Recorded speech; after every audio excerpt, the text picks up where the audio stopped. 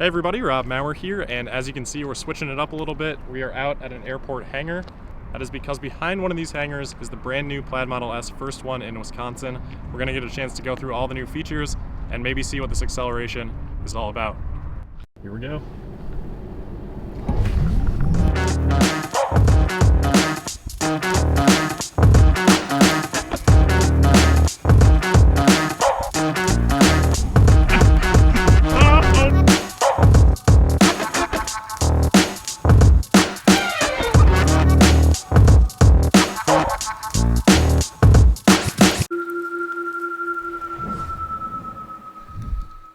So we just put on auto shift out of park, and now it's just saying tap to activate drive.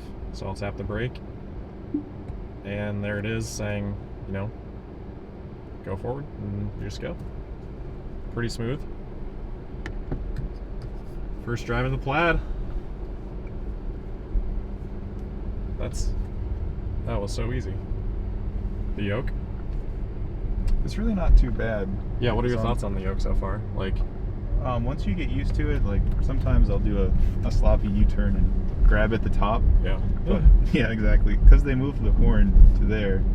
I think that's why. So people didn't like palm the horn trying to turn. We saw an interesting thing on the way over. Just go right through there. Okay. So blinkers like that. Yep. Okay. And then take a right and then a left out here. Yeah, it definitely takes like a little bit of getting used to, but not something that I find annoying at all yet. It's super quiet. Like, this definitely seems quieter than the 3 so far. Yeah, it definitely is. I don't know if there's active noise cancellation going on. I think that's a software update coming. But is it really even... There's something rattling in here, but I don't know what it is. That's not the car. Sounds like it may be even something like that. When you launch, does your phone stay in the charger? Yes, if it's pivoted like this. Now, I had a phone mount at the track to get the draggy overlay, and it literally shot it like crazy into the back. So then right at the stop sign, you can make a UE. We're gonna get this U-turn on camera here. Oh, yeah. No pressure. Yoke. Alright, blinker on. Oh, I got an X3, X5 in. Let these guys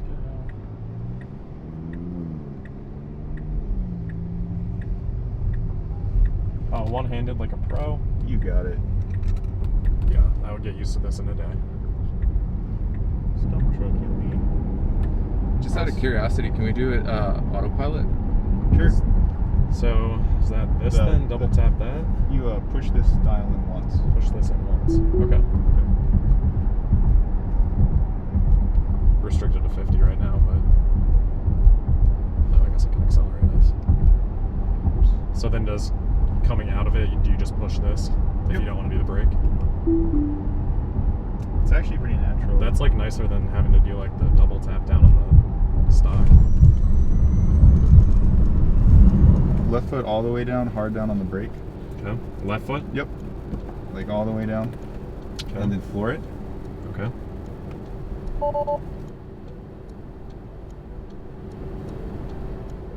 So when that message goes away, we're ready. And then I just let off the brake? Yep, let off the brake and we're good. So it's good now. Alright.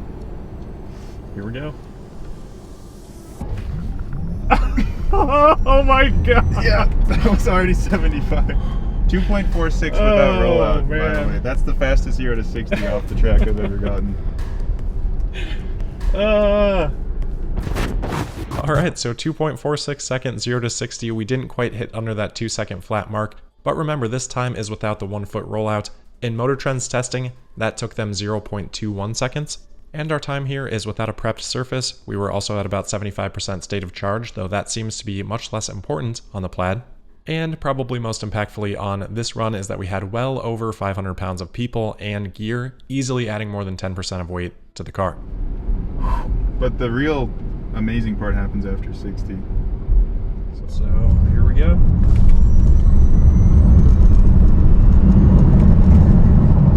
That might have been crazier. That is crazier. It pulls more G from the draggy when you just pin it at 60. Alright, I'll just do you here.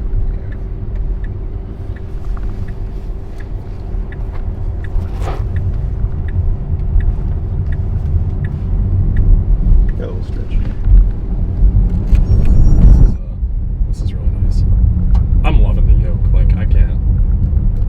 sad to go back to I know, full wheel. Like it looks beautiful. I feel like it actually fits exactly like how I want my hands to be, just naturally. I'll just hang out right at the next outlet. You should see all the guys over there.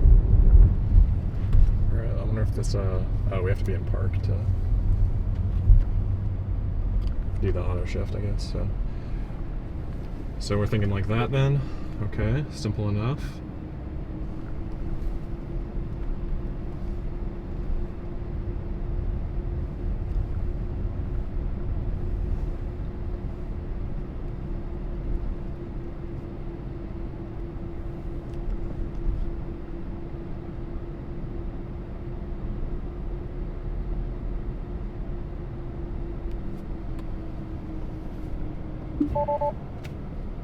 Awesome.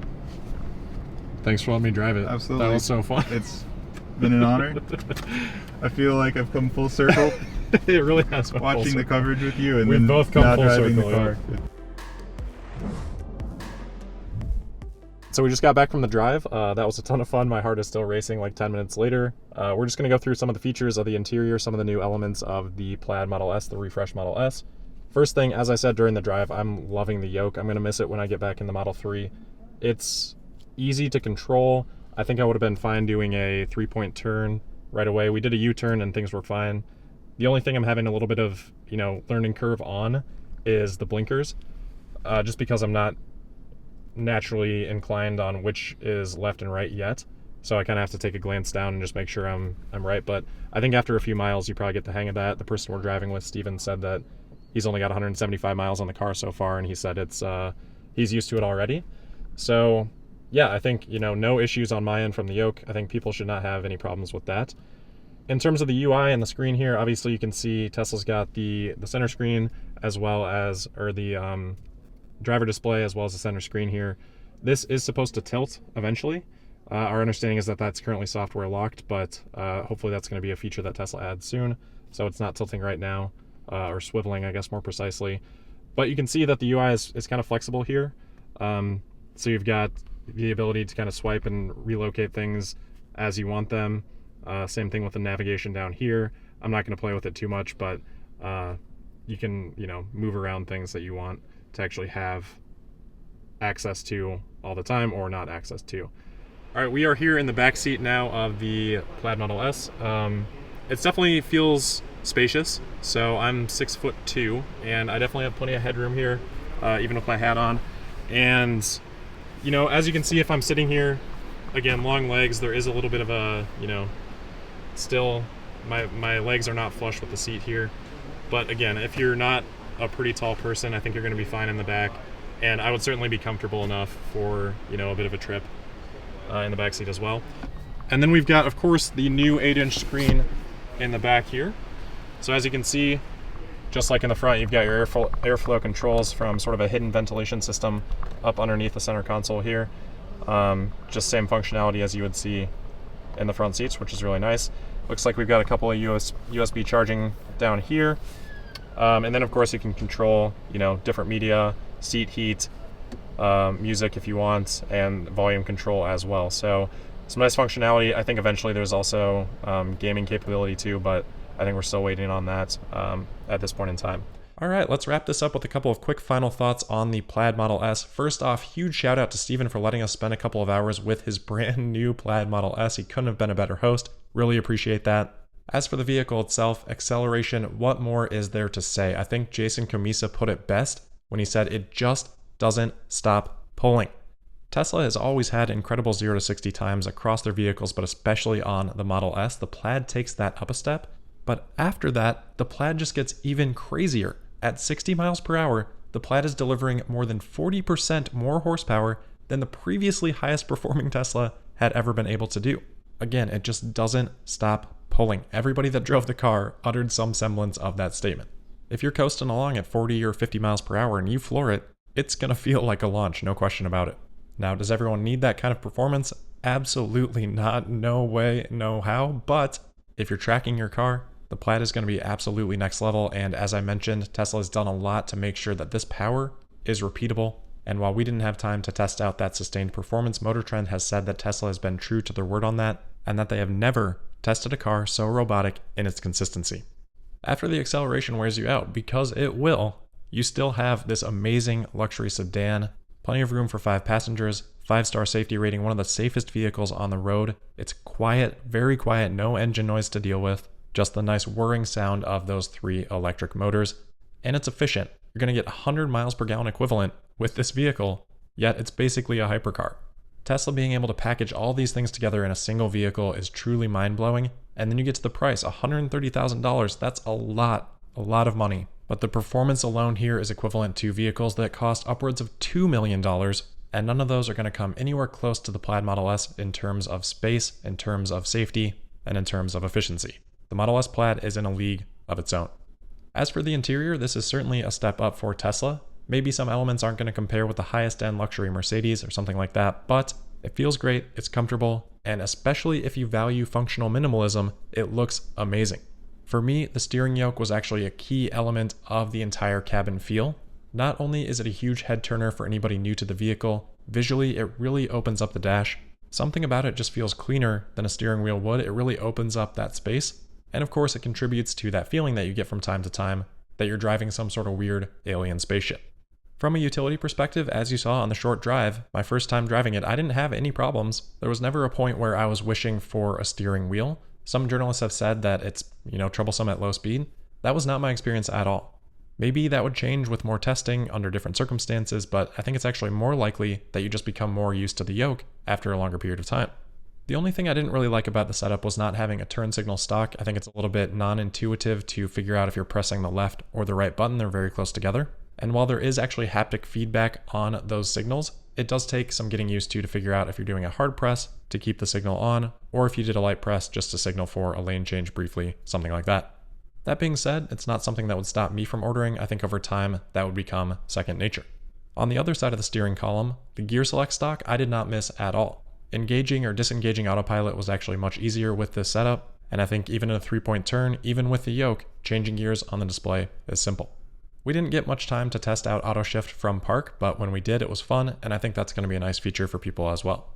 Anyway, as I said throughout the video, you can definitely put me down as a fan of the yoke. I would opt for this if I had the option. And even though we have seen some prototypes rolling around of the new interior with a full steering wheel, the stocks on those still have been eliminated, so that wouldn't even solve the very minor nitpick that I had. So my opinion, if you're on the fence, just get the yoke, don't worry about it, you're going to be fine, and I'd bet that over time, you'll start to prefer it. You'll get in a car with a wheel and you'll feel like it's invading your space. Alright, I think that covers everything. A lot of work went into this edit, so make sure to hit that like button on your way out, that helps a lot. If you've got any questions, please leave those in the comments, I'll do my best to answer. And of course, make sure you're subscribed and signed up for notifications so you never miss an episode of Tesla Daily. And until that next episode, thanks for watching.